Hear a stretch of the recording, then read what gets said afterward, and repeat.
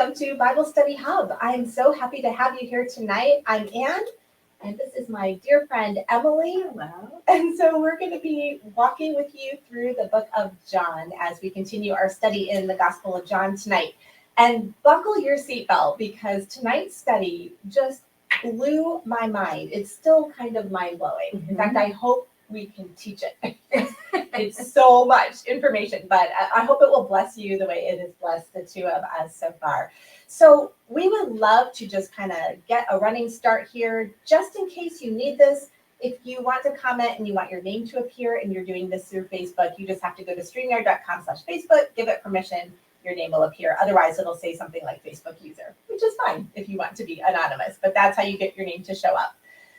So let's catch up from last week. Now, you were working last week, so you were able to join me. Yeah. But do you want to give us the running start? Do you want to? I will do it. Yeah. Okay. Then teach it. All right, no problem. So last week we covered the story in John chapter 6 of Jesus feeding the multitude. There were 5,000 men on the hillside, plus women and children. So we just said, how many people did he feed? I mean, was it 15,000, 20, 25? How many were there? A lot. So he takes the little bread and loaf, or the loaves and the fish, I should say, from the little boy, and he multiplies it to the point that they eat until they're stuffed, which did not happen often in this day. I mean, the stuffed part, because it was hard to get food.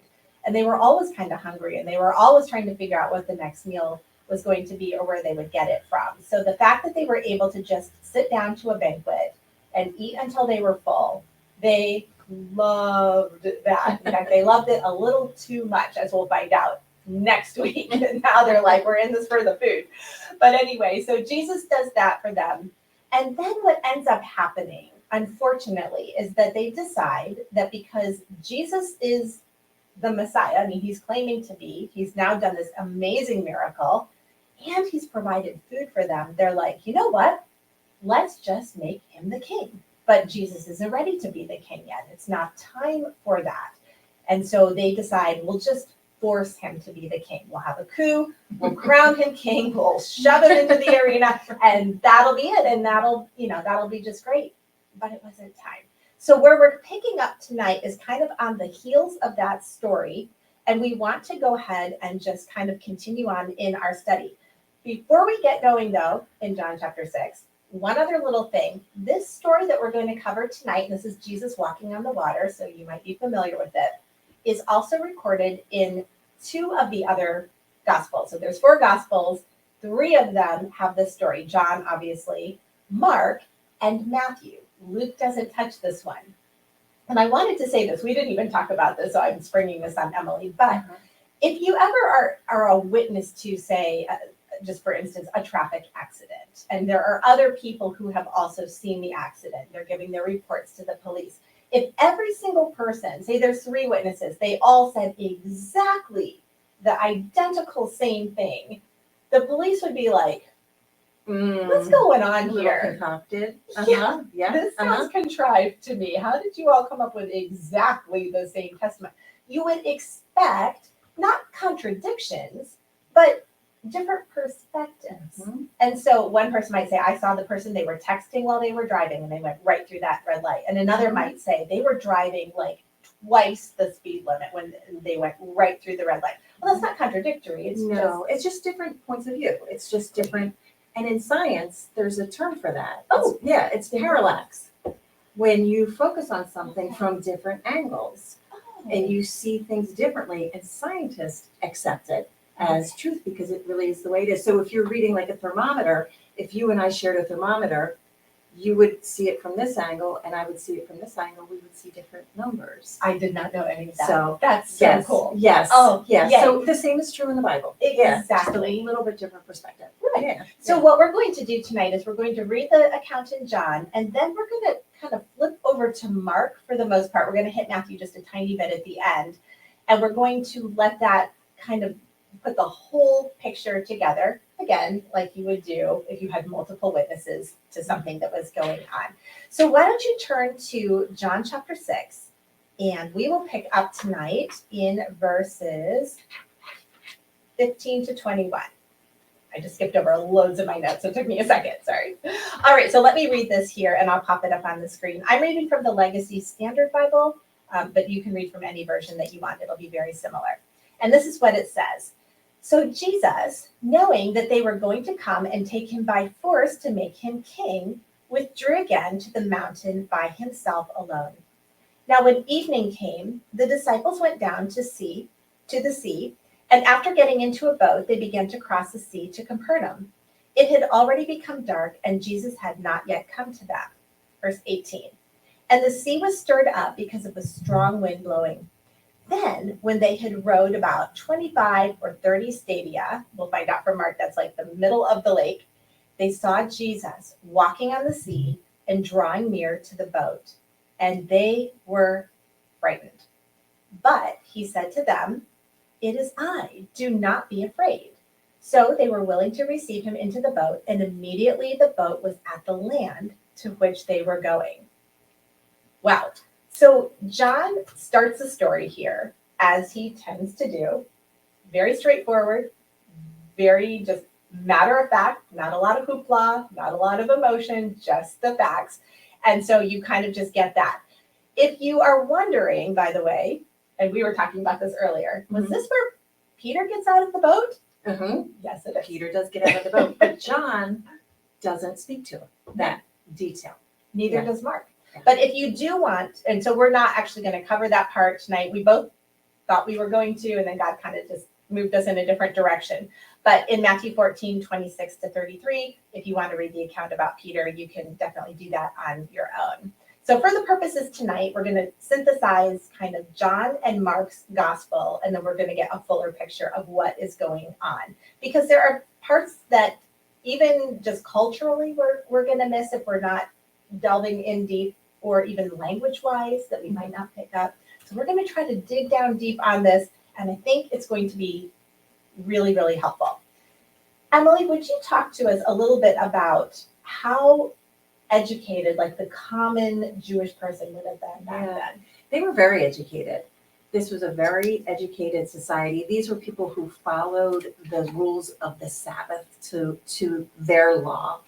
These were people who understood the Old Testament, read the Old Testament, and most likely memorized long passages of it. Yeah. So there's a lot of references within Scripture that they would understand culturally, like that they would pick up that we might not know. I certainly wouldn't know, a lot of them. Oh, yeah.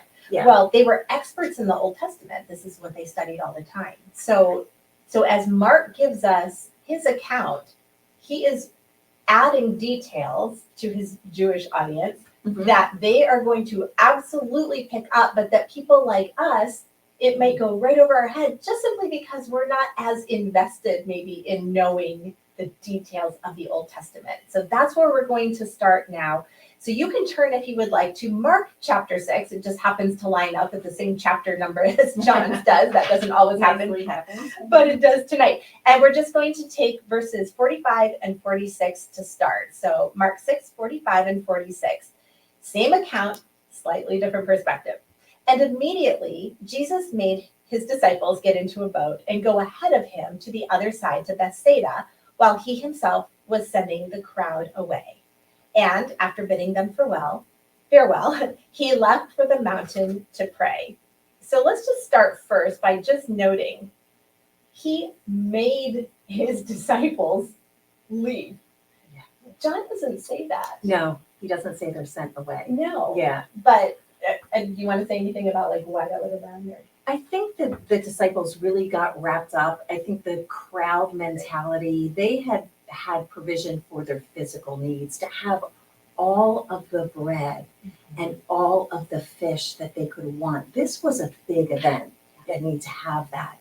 So they were all whipped up into a frenzy. Yeah. And even the disciples. And Jesus, I think, he realized that they missed what was most important. It wasn't the physical provision, it was the spiritual provision that they missed. And I think it hurt him. I think that's hard for him Yeah. to to see that. He just had to step in and get her fixed. I mean, if there's a coup right now, Rome is gonna descend on them and it's gonna be just a bloodbath. It's gonna be bad. So Jesus knows this. He also knows it's not his time for the kingdom. He's gotta die first. And so he's gotta fix this thing. So crowd, get out. Disciples, get in the boat. And then he goes to the mountain to pray. By himself. Yeah, you Yes. just had such a good insight into I that. just love this. I love that he sent everyone away and he went by himself to be in relation with his Father, to worship because he needed it, to worship and to pray with his Father. And I love this. If you ever have the chance to pray in complete solitude, I just think it's the best. It's the best kind of prayer there is. A lot of times I'll pray in the car, or I'll pray at night, or I'll pray when I'm cooking dinner, but when you have that solitude, and I think Jesus really needed his Father. Oh, to do that. clearly. Yeah, and if he needed to do that, Mhm. how much more do we need to do that? And I need to do a better job at just carving out specific prayer time. Because like you said, I'm talking to the Lord like 24/7. Uh-huh. But there is something better about that intentional time. I think so too. Yeah. I think so too. We probably Yeah. can all improve in that. And then one other little note here before we go on. He puts his disciples in a boat and sends them off right into a storm. They didn't sign up for that. They didn't know when they got in the boat. Now, if you're wondering, like, didn't they look around and be like, wow, it looks like it might rain? This is an area that to this day, because of the terrain, gets these incredibly bad storms, like fast. And obviously they don't have radar or Doppler or anything, so they can't really predict what's going to happen, but it's kind of in a bowl with mountains around it. So you've got the mountain air, which is going to be cold and crisp and dry. And then you've got the warm sea down here with the hot vapor, And so you have these air currents colliding with the cold and the dry and the warm and the moist. And it just turns into like these cyclones. And so they start out and it's fine.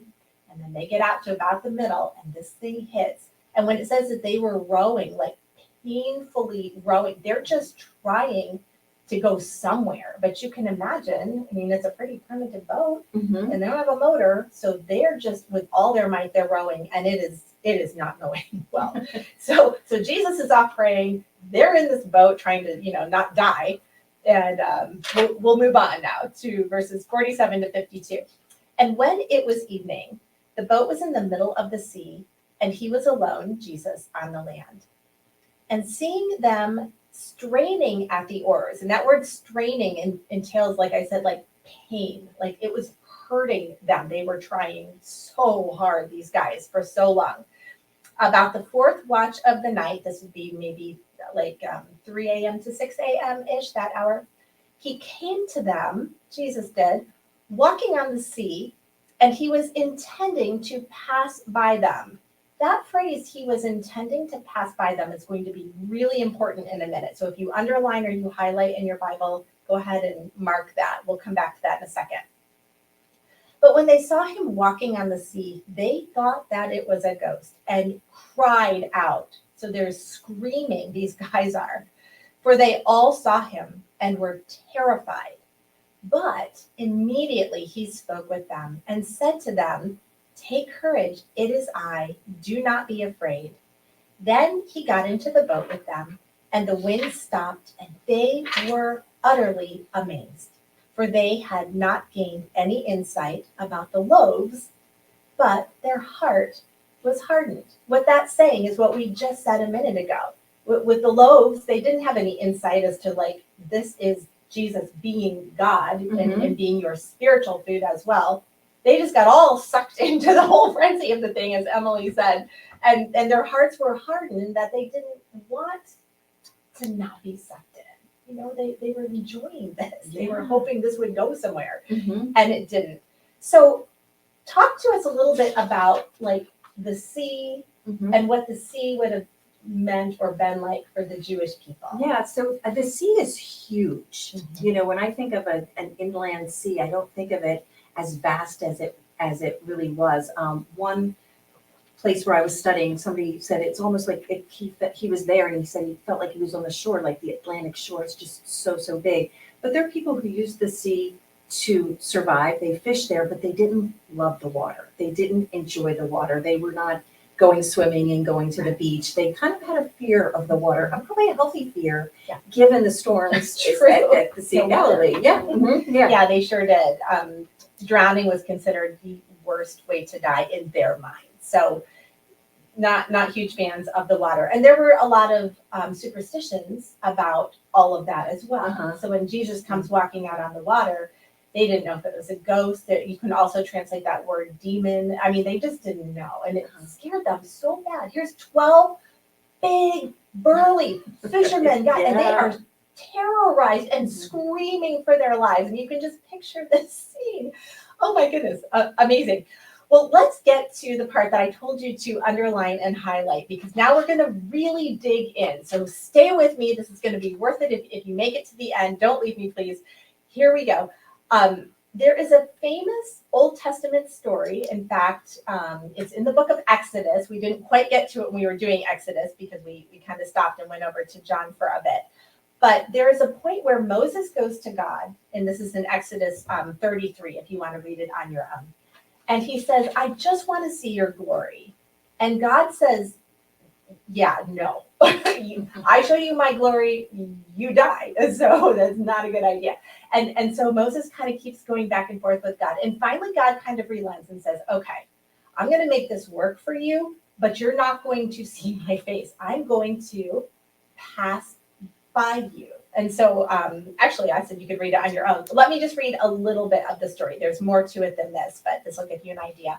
In Exodus 33, 20 to 23, God says, you cannot see my face, for no man can see me and live. Then Yahweh said, behold, there is a place by me, and you shall stand there on the rock. So picture Moses on the rock. And it will come about while my glory is passing by, so here he goes, he's going to pass by, that I will put you in the cleft of the rock and cover you with my hand until I have passed by. Then I will remove my hand, and you shall see my back, but my face shall not be seen. So God was known to pass by. Now, this is a story that these disciples would 100% have known, probably memorized. So when Jesus comes walking on the water, I mean, you would think he would walk to the boat. To them, yeah. But he intends to pass them by. Now, if you're saying, okay, I mean, maybe it's kind of a stretch, don't you think? Yes, if that were it, but it's not all. There's more. So let's keep going. Also, a very famous book, the book of Job, that they would have definitely known, studied, read.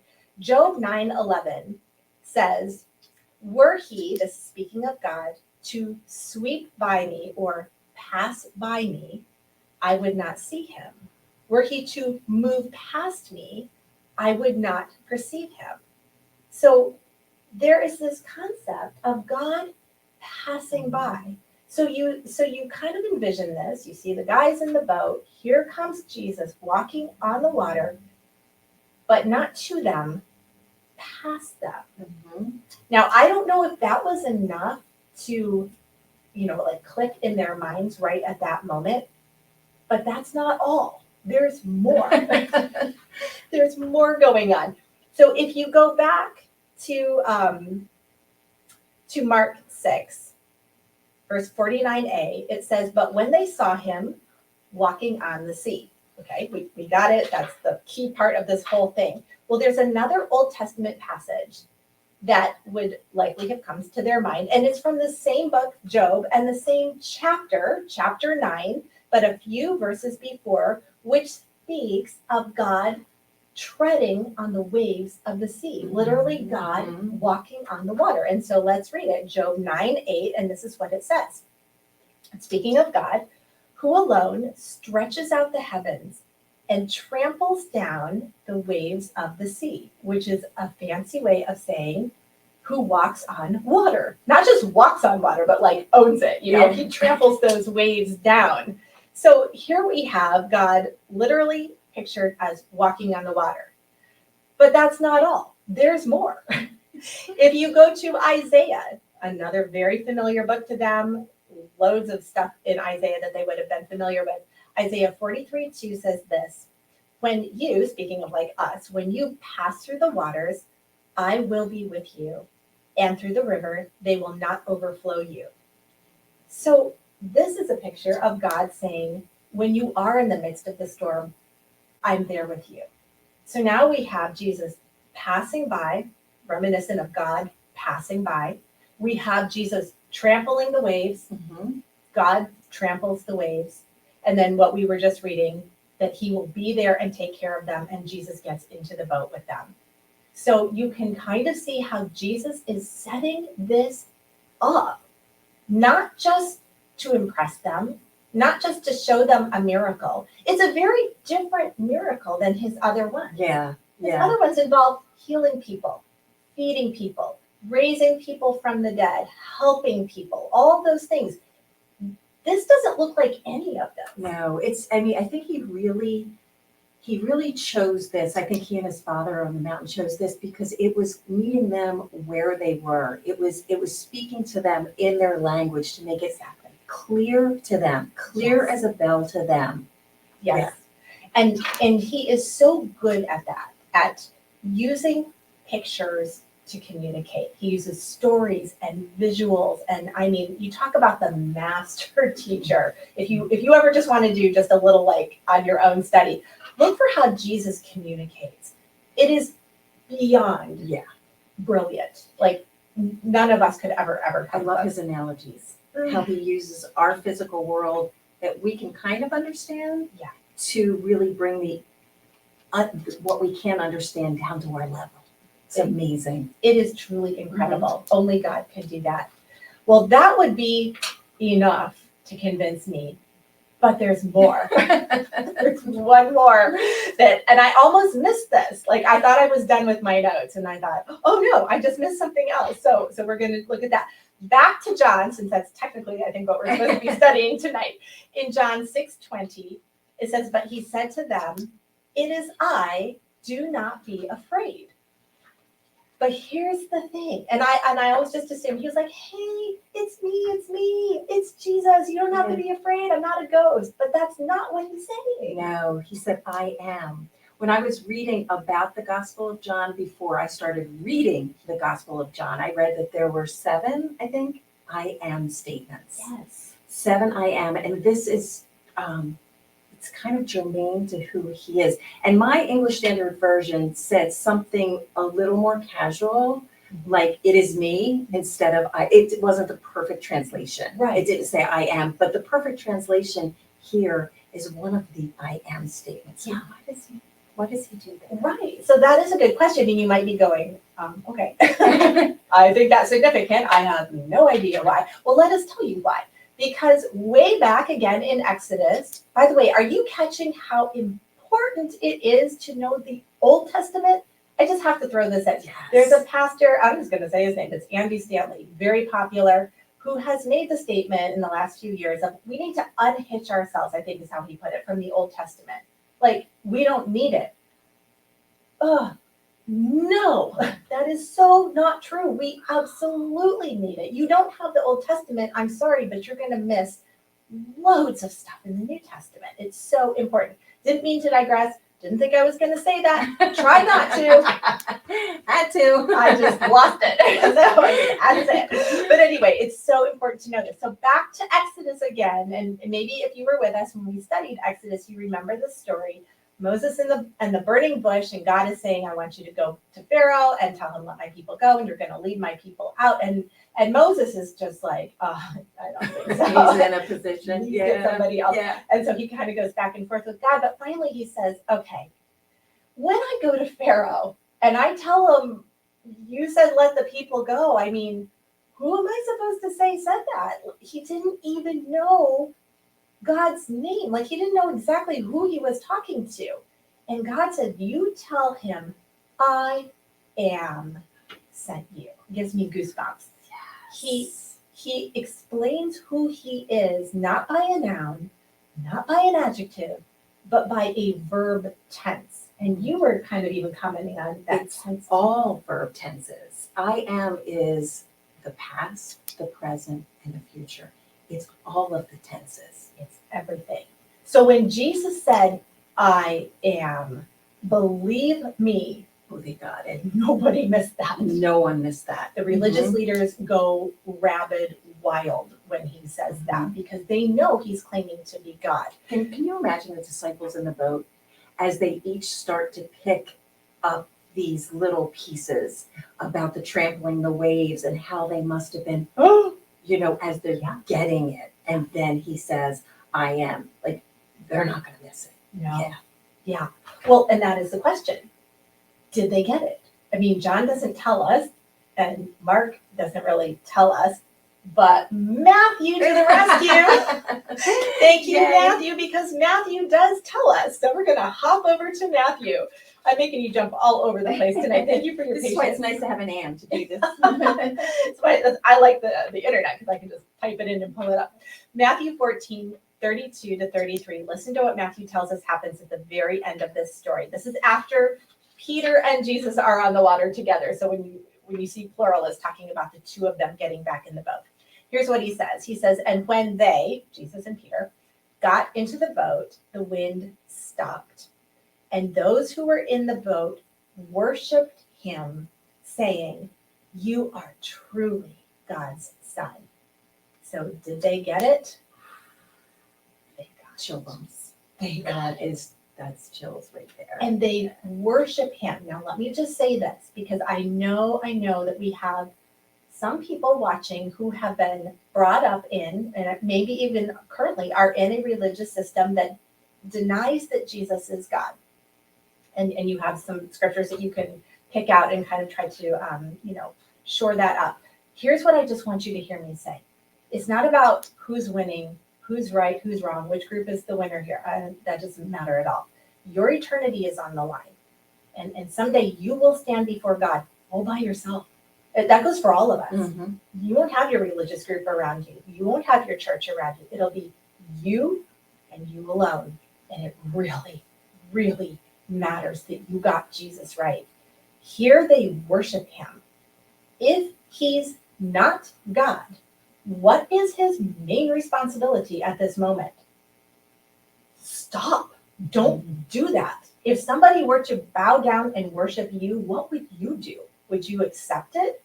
Mhm. No. Mm-mm. None of us would do that. We would say, what are you thinking? Get up, get up. Do you want us both to get struck by lightning? I mean, what are you thinking? Right. Even John, the author of this book in Revelation, has an angel interacting with him, and John falls down and starts to worship John.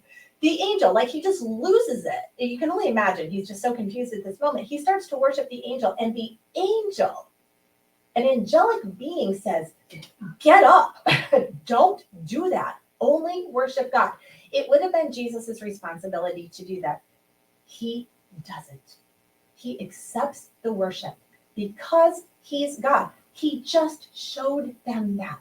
Do you understand that? Do you grasp that? If you're wrestling with that, please keep wrestling and do this for me. Pray to God and just say, Lord, if Jesus really is God, will you open my eyes to this? Will you show me? Will you lead me without a shadow of a doubt? I really want to know. And he is faithful and kind and gracious and compassionate, and I believe he will continue to bring you down that path. But to end up tonight, as we were talking this afternoon, I just love how you kind of landed this plane. And I just said, Emily, would you just end it tonight with what you just told me? I love how the bread and the loaves and the fish and Jesus walking on water kind of works together because Jesus, the crowd and the disciples missed the provision, the spiritual provision that Jesus is giving. And they just missed it. They got the physical provision and they should have gotten the spiritual. I mean, bread was kind of synonymous with life and fish was in the Jewish culture kind of attached to blessing. So they really should have gotten that and they missed it. but they got it here. They stumbled. They didn't fall. They stumbled. And these are the disciples. These are the disciples that were with Jesus. So we're going to stumble. I stumble Me too. all the time. I Every stumble day. all the time, and it's okay. Yeah. It's okay. Isn't that nice? Don't fall away, but you can stumble. It's just nice to know, even when we were talking earlier, and you said a long time ago, and I said, oh, I'm such a sinner. And then you said you were thinking, no, you're not. Like, oh, yeah, no, if you get to know me too much, you'll be like, okay, never mind. Yeah, you are. I just feel like every day it's just such a struggle, It is such a struggle it's just, For all you of us. can't ever win that. And nobody is above that. There's nobody who's like, well, thank goodness I used to sin, but now I don't. If they say that, they just lied and now they're right back. I was just gonna say, that's just lying, That's it's right. a sin. Exactly. Yeah. So I just love how you kind of just brought that all kind of full circle where they started out, it wasn't going well, and they got in the boat and it really wasn't going well. But then Jesus so graciously he didn't let them go. He didn't say, you know what, I'm just so tired of you guys. You just keep messing up everything. So why don't you just go get in the boat and go have a storm, and I'm just gonna No, but he did this all for them, Mm. and when I wonder about why God does what he does, I always think of him in the role of a father. And wouldn't you, when your children are failing or making mistakes, and they're not getting what you're saying, don't you give them like a little bit of rope so they kind of see it? You give them that love so they finally get it. And Jesus did this all for them. He made the storm all for them. He did it all for them so that they would get it. It was like a second chance for them. Second chance, third Yeah. chance, fourth chance, fifth chance. Mhm. That's the grace of God, and that's what we want. And that's because of Jesus Christ, what Mhm. he's done for us, that he can offer us that grace. So I hope you feel encouraged by that tonight. I'm just going to run over to the comments real quick. Christine just makes such a great comment. She says, so thankful for the grace he gives. I could not agree more. Susie's just given high fives all over the place. Peggy too. Peggy says, I stumble all the time. And he draws me back to him. That's draws me beautiful. back to him. Mhm. And he's our bread of life for sure. Well, we hope that this has been an encouraging study. So grateful that you would join us on this Monday night. We try to do this every Monday night at 9 p.m. Eastern time when we're able to, we're not working. So Lord willing, next Monday night we'll be back, and we're going to just keep on trekking. When we pick up next week, don't miss it, because the people, the crowd now, not the disciples, but the multitude, they find them. They've been looking and they find them. And Jesus has the most profound things to say to these people. Mhm. And their response to it is just jaw-dropping. Like, how could that have happened? So don't miss it. It's going to be life-changing. Thank you for joining us. If you're not part of our Facebook group, it's Bible Study Hub. You should join it if you're on Facebook. And then we always have our YouTube channel, Bible Study Hub. We put our edited videos kind of more in a good order, so they're easier to find. So we have like 200 and some videos of Bible studies you're welcome to watch any of them you want anytime. Until next week then, have a great one, and thanks Have a great for week. being with Thank you us. so much. Bye. Bye-bye.